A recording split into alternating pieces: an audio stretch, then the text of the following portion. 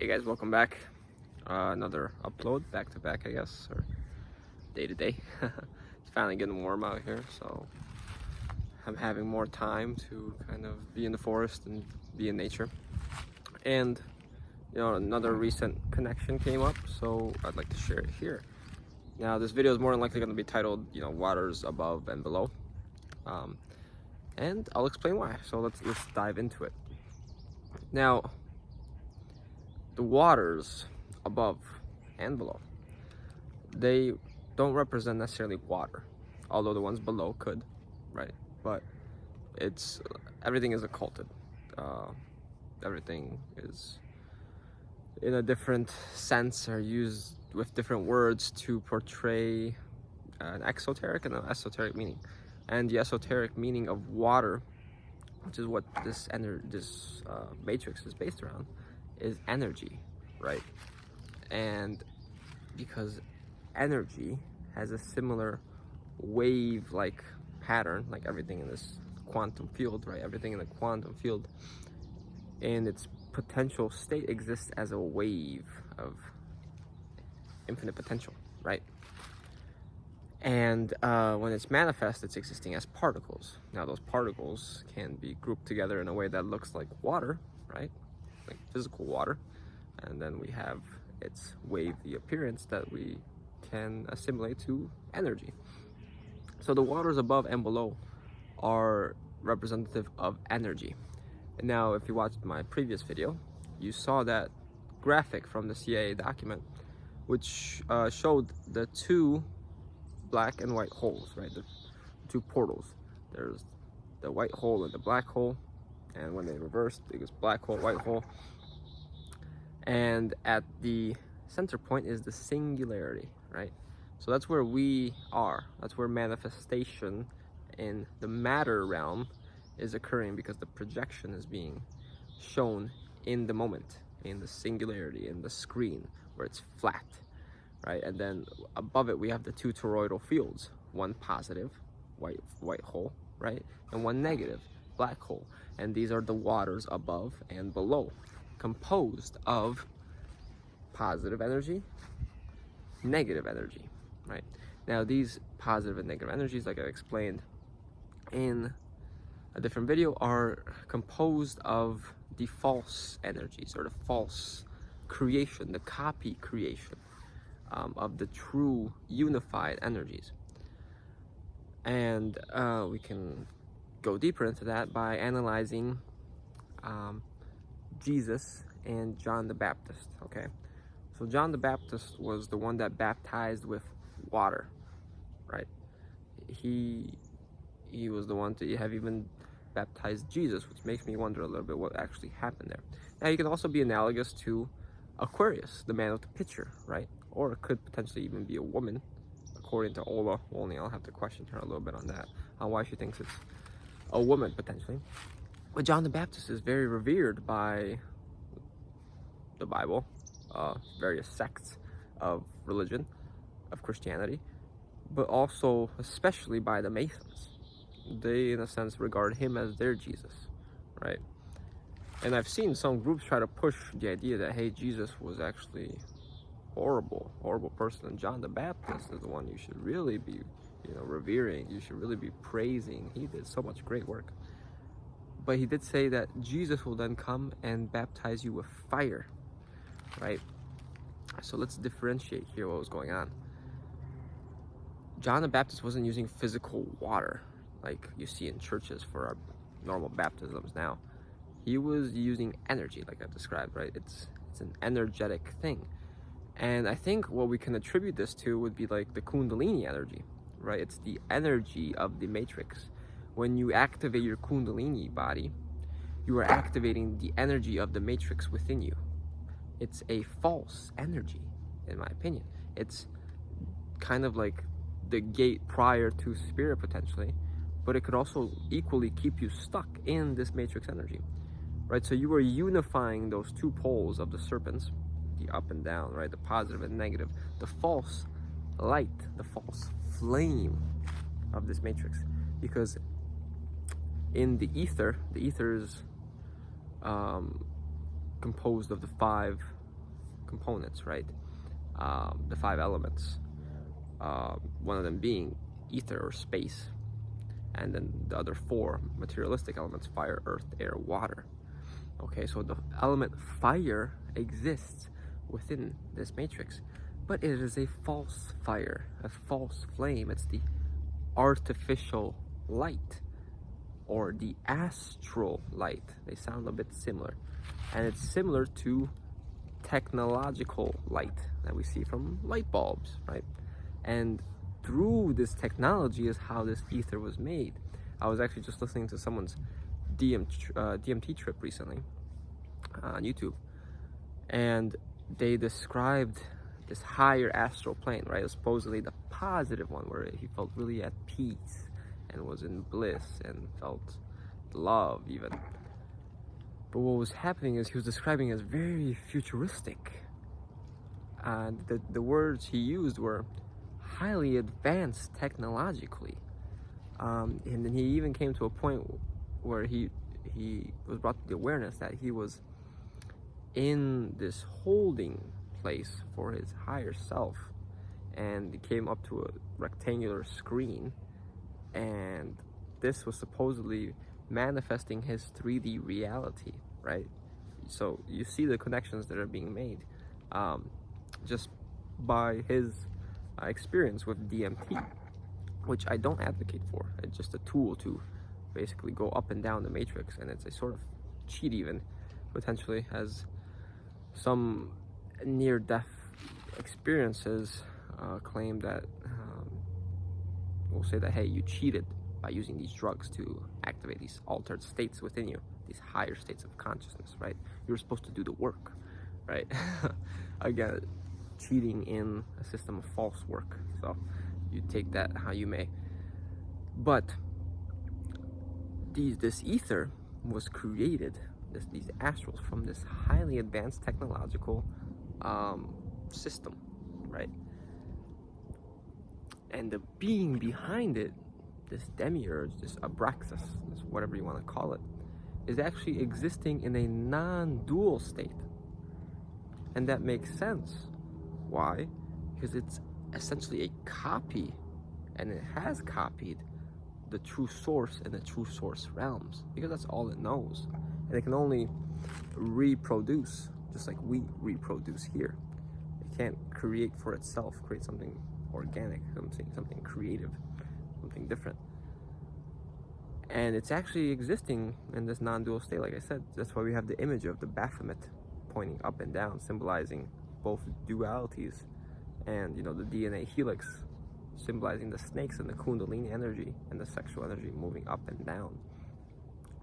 And even Abraxas, or Archon, or the letter A, starts from a single point, and it splits downwards, right? Creates the astral light, the astral realm, and how it's structured. And the hierarchy, right? The pyramid, the triangle is their favorite one. That's why 3, 6, 9 are so important in this matrix. And the figure 8, because it is the rodent Taurus, basically. 3, 6, 9 being the 30, 60, 90 degree triangle found when you split a 60 degree triangle, an equilateral triangle, down the middle. And the 60 degree triangle is where we get 666 from as well, right? It's that equal components. That the 60 degree triangle would be the what they put on top of the pyramid, right? The detached version of it, right, where it's cut off from the whole pyramid. That's the creator of this universe, basically, the second creator, the false creator. And it even says in the Bible, because the Bible is all about the God of this universe, I am both the Alpha and the Omega, the beginning and the end, right? The infinity sign has a beginning and an end in the middle. Essentially, if you start at the middle, you can finish at the middle. And that's where we're residing also, in that stasis, right? In the singularity. And that's why the singularity is all over this AI. AI is looking to achieve singularity. Well, it already has. That Lucifer, that one-eyed being, that AI, N-I, is the technology behind all this, basically, in my opinion. So it is existing in the state of non-duality, okay? It's combined, these two ideas. And what Jesus did when he came in is that he baptized people with the fire, right? But it's the true fire. The true fire being the spark, the divine spark of the Spirit, of the Holy Spirit, of the one true source, right? When you baptize someone with the Spirit, you fill them with the essence of source, not simply with energy bodies, right? And that's why pure love, pure truth, something pure, does not exist within these energies. It's all fractured and fractalized because it's an energy. It's an energy in motion. Love cannot be an emotion you feel. It's existing outside of this system. And what's the guy's name? I just looked him up. Haslow's? No. You know what I'm talking about, with the levels of emotions, where you have the bottom ones being like despair or the depression, and the top, going all the way to the top, being enlightenment, right? That's just part of the matrix. The two toroidal flows of energy. Emotions are energy in motion. So love, true love, cannot be within this structure. The love that is structured at whatever 500, 500, that's passion. That's the flame. That's the element fire in the 5 elements of the ether, right? It's the false flame, the eros, the desire, the attraction, the magnetic attraction you feel towards someone, towards something, the attachment, okay? And it's similar to where we get twin flames from. You see, everything around this structure is based around fire, around flame, right? But the true fire is what Prometheus stole, what Lucifer took from Sophia, the spirit. And with that spirit, he created a false fire, right? A flame for which the spirit can then create from our divine spark. And Jesus came and he baptized people with the Spirit, and that this is the difference between these plain souls and the true source players. And then of course we have the NPCs that are created without soul, just mind, body, right? They have no ability.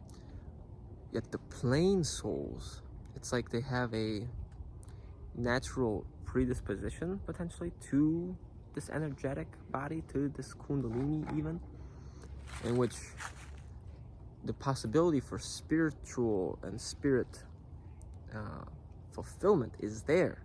Yet they're more easily trapped within this confine because they're predisposed to the energy movements, right? And you activate these snakes and they move along these energies and they unite, let's say, those false poles within, okay? And all of a sudden, you are now essentially a puppet to this matrix. You are under its control through your physical body, through your pineal gland, which is another implant, through the chakras, which are another implant, right? And people discuss, oh, well, my chakras were activated because I met this person, right? We aligned our chakras. Well, those are matrix implants. It's like putting on 2 robot suits and saying, oh, well, your robot suit matches mine, so, you know, we must be really good matches for each other. Well, no, the point is to get rid of the robot suit, to get out and, you know, embrace your true higher self. And that's what Jesus was doing by baptizing people with the Spirit. And it wasn't a physical touch baptism, I think. It was something that helped them rediscover their spirit within, or helped them ask for the Spirit through gnosis. Hey, I understand what this reality is. I am disgusted by it. I don't want to be here anymore. I ask Source to fill me with the true Spirit so I can go home. Or through gnosis, understanding they are that true Spirit and understanding the 2 things I just mentioned. And then, you know, becoming way less attached, to the point of no attachment to this place, so that they can finally understand the astral realms, how that works, and they shoot right out because of their connection to the higher self, connection to spirit, their connection to the one true source. So that's essentially what may have happened in these allegorical stories discussed in the Bible. But, you know, be aware that these waters above, these emotions that we go up and down through, they are not our true selves. They are not who we are. We aren't better if we reside only in the positive emotions of love, peace, and enlightenment, let's say, because that's simply the trick that we're playing on ourselves, thinking that, you know, the character that we've developed, quote unquote, that we've worked on, is now better than it was before, right? It's the illusion of self-development. You're not developing the soul, the spirit. Spirit is already beautiful. It's already immortal, eternal, you know, unbreakable, unchangeable. It's the false character that can develop. That's it. You're only developing the actor, thinking that it was bad at one point and now it must be good, right? Although, of course, I do believe in removing things, removing facades, removing traumas, things weighing us down. That's could essentially be the work. But to simply think, oh, I must be a kind person, or I must act with honor, or whatever, these are tricks of the Matrix that just get you to fight against each other, right? The evil always fights the righteous, right? The just ones. And you can't be a hero if there's no villain, right? So it's another part of the play. It's a role that you can take on as your ego, just like in Westworld, the white hats and the black hats, and we hear that all over, you know, the QAnon thing these days. Oh, it's the white hats. Oh, he's a good guy. Oh, that's cabal. We don't want to deal with that guy. He's bad. We don't support that guy, right? They're all on the same side, right? And and I forgot to mention this in the other video, but essentially what I think the NPCs in Westworld are representing are not the NPCs actually of the world, but us. We are the ones caught in these stories. We are the ones caught in those dramas. And we are the ones that wake up, right? The maze of consciousness is for us because we are the ones that possess the consciousness. We get to the spirit, to our true selves, and we realize we need to leave Westworld because this isn't our true home. Okay, and how they use us, how they use our bodies, and how they treat our clones, or whatever, our fractured selves, is depicted in that show. Okay, I think that's enough. Hope that made sense, what the waters above and waters below really are, and what the baptism by fire really means. Okay, alright guys, hope you enjoyed. Give this video a like, let me know what you thought in the comments, and subscribe. Let's see you guys next time.